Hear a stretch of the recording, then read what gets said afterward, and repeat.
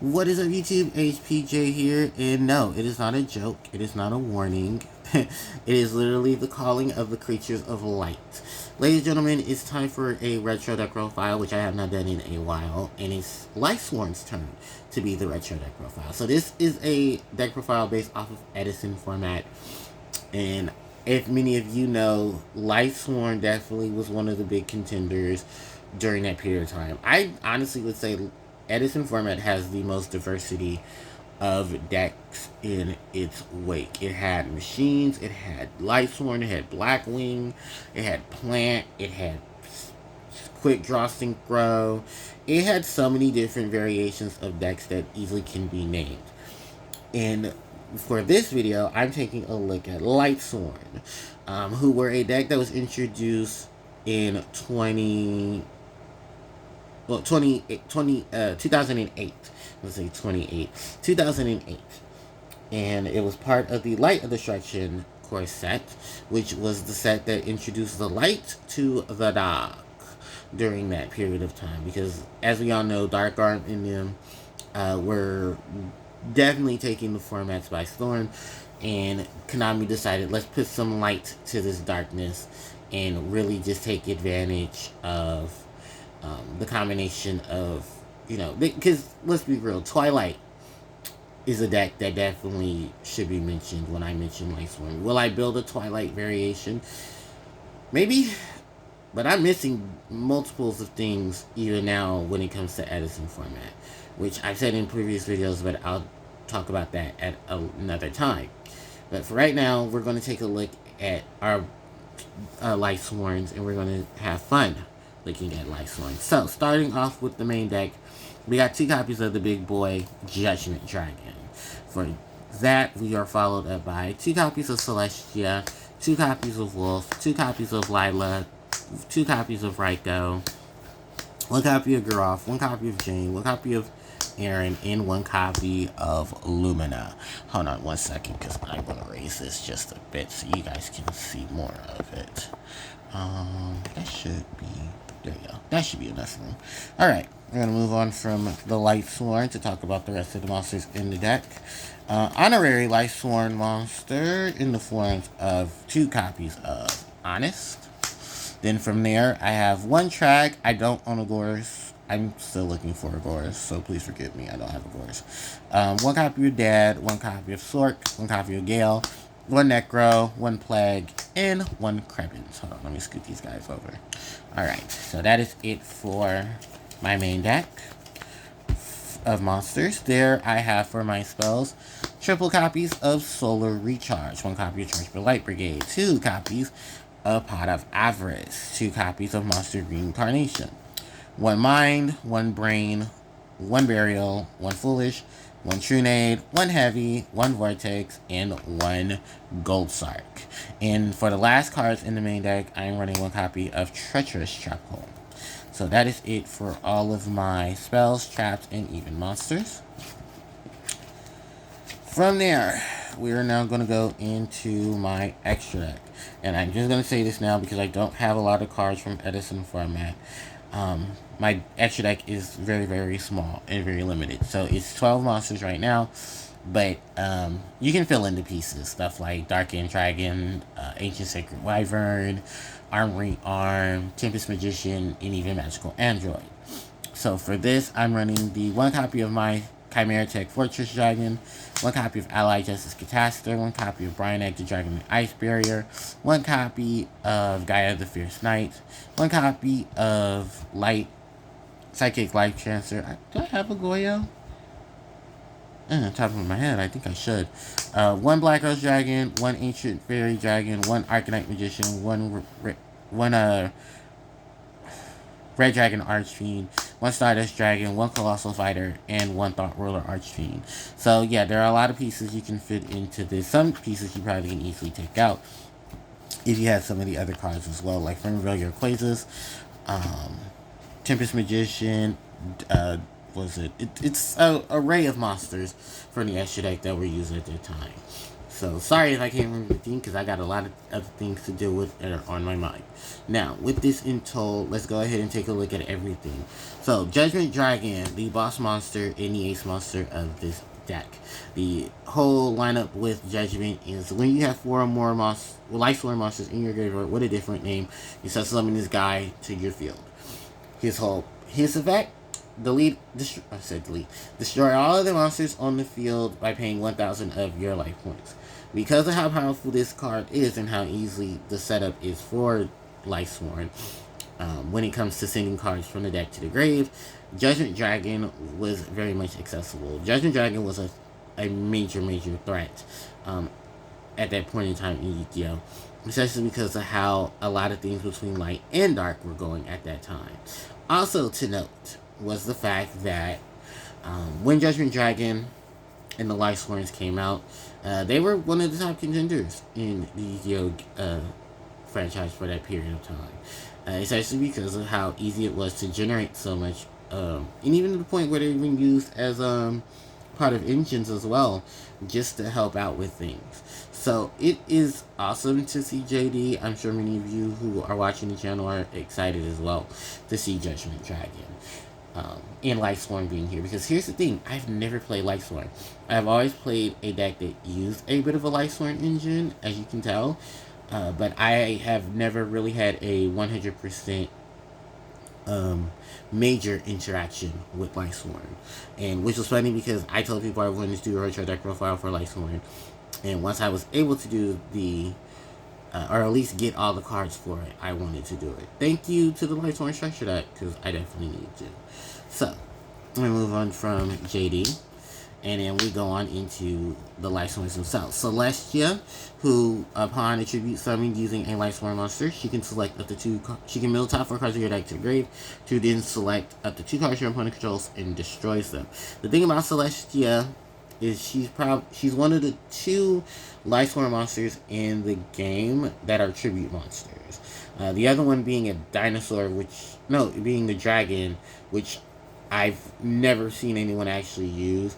And if they ever use it, it's most likely because it has piercing damage. The other thing about Celestia is that Celestia is probably the only fairy in the archetype as well. Granted that she's the angel. Oh, and they had they had to change her artwork too, because they removed the halo. Other than that, Celestia is just a simple pop situation, and she can easily be brought out in this deck as well. Wolf, the Lightsworn beast. So I'm only running 2 wolves. I've seen builds that have run 3 Celestia and 3 wolf. Which, okay, I get that. You want as many beat sticks on the field as possible so you can do extra summons. Granted, I really thought it's cloggy, and I've seen in some videos how a lot of people have said, yeah, it's very cloggy to deal with beast. Wolf. But Wolf's payout is a 2100 beat stick that can smash over things. And remember, at that time, beat sticks were definitely praised upon, especially if your deck can bring it out. Then we have Lila, the Lightsworn Sorceress. She's your destroying spells and traps on the field by switching herself to defense. Lila is one of the many Lightsworn monsters that have the ability that on the end phase, you can send cards from the top of your deck to the grave. For Lila, it is a total of 3. Next up is Raiko, the Lightsworn Hunter. This is a very popular card with Yu-Gi-Oh! Because it was one of the few monsters in the Lightsworn lineup that has been limited, or semi-limited. It wasn't limited at the time. Raiko's effect is you can flip it face up. When it's flipped face up, you destroy 1 card on the field and then mill the top 3 cards of your deck. This is why this monster's effects had to be changed tremendously, because of the fact that the flip situation and how it interacts with Stardust Dragon, which I believe Stardust can now finally destroy it. It's a very weird thing, and this is how Raiko helped get over Stardust Dragon, because even if you didn't pop, I think you could still mill. So don't quote me on that, and I think you still have to pop for the Raiko. I don't know. I don't play Lightsworn. I really wouldn't know. I'm just going to be honest about it. Gareth, another beat stick, and when Lightsworn's milled, he milled, and when he milled, for every Lightsworn you milled with his effect, you drew a card. Jane can attack a monster. When attacking, she'll gain 300 life points, and then during the end phase, she mills the top 2 cards of your deck. Erin, who's a one of, and Erin's ability is that she's able to, when attacking the defense position monster before damage calculation, you can shuffle that monster into the deck. And at the end phase, she mills 3 cards. Then we have one of the big stars of the deck, Lumina, the Lightsworn Summoner. You get to discard a card from your hand to potentially summon 1 Lightsworn monster from your graveyard. Then, during the end phase of your turn, you send the top 2 cards of your deck to the grave. Lumina was such a powerhouse that she had to be limited for a minute because of her easy sending cards to the grave effect, then being able to bring a Lightsworn out. Which set up for many cards that you'll see in the deck as well, with stuff like Necro Gardener, later on Blow Up Bulb, stuff like that, because people did splash in a bit of the plant engine, or use some of the plant stuff for, plant synchro and, quick draw synchro and all of that. It was a lot during Edison. Then from there, we have to talk about the most honorary of Lightsworn monsters, Honest. So Honest here, whenever a light monster battles or is attacked or is being attacked, during the battle, you can discard this card from your hand to gain attack equal to the attack of the monster attacking. Honest and Colute were such powerhouses that they had to change up so many different things at that time when it came to damage step, damage calculation, and all of that shenanigans because of Honest and Colute. Colute the Moon Shadow, if I need to be more specific. And while Honest seems to be more of the better of the two, Colute was still very much well known because of the fact Colute had a lot it offered to the table. And Honest is just as much of a powerhouse that they had to limit Honest for a minute. They brought Honest back and even gave Honest his dark counterpart, which makes the monster lose attack instead of gain it. Funny enough, though, Honest and Dark Honest, because they didn't call him this. No, did they call him Dishonest? Yeah, they called him Dishonest. They didn't call him Liar, which would have been great. But yeah, they pretty much is just Honest with a dark coating. That's literally it. There's no big differences about it. It's simply just Honest with dark textures. And then what else was it about Honest? No, that's pretty much it. Oh, Honest was the cover card of the set the Lightsworn monsters were first appeared in by the Destruction. So, alright. We basically cleared out all the light monsters. Let's go ahead and go into the darks. We have the 1 copy of Tragodia. Trag is basically a staple in most decks at this time because of the fact it was a monster who's able to manipulate its own level and then be able to take control of monsters of a certain level. And one of the big things about it, because of its other cohort, Gores, that these are monsters who can be used during the battle phase, in which if you took any damage from your opponent, you were then able to drop these monsters. Trag could do it even if you had nothing, even if you had cards on the field. Gores was the one that your field had to be empty. Both were very much used simultaneously, but I don't have a Gores, so I can't really put Gores into the deck, sadly enough. But I can definitely mention Gores when I mention Trag because, you can easily put spots in here for Gores in Tragodia. Next up is Dark Arm, who's simply here to just mitigate as another powerhouse monster to use, banishing your darks in your graveyard to then be able to destroy cards on the field. And remember, priority changes were not done at this point in time. They would change later on. So Dark Arm can still do his summon, pop things as long as he wasn't being... his summon wasn't negated in that sense of point. Or a counter trap wasn't trying to negate him like Divine Wrath. Chaos Slasher, who was limited just for another help out with Lightning Darks. Another easy card, Gale the Whirlwind, as one of your tuners. Necro Gardener as an easy card to help with the mill. And remember, Gardener was limited at this time too because of how accessible his mill ability was. Basically, you can send Gardener to the grave. When Gardener's in the graveyard, you can banish it and then negate the attack of your opponent's monster, which was great. Plague Strider Zombie. Put a monster on top of your deck to summon this card from your grave, but it's banished, which is fine because with Plague, this card is your tuner.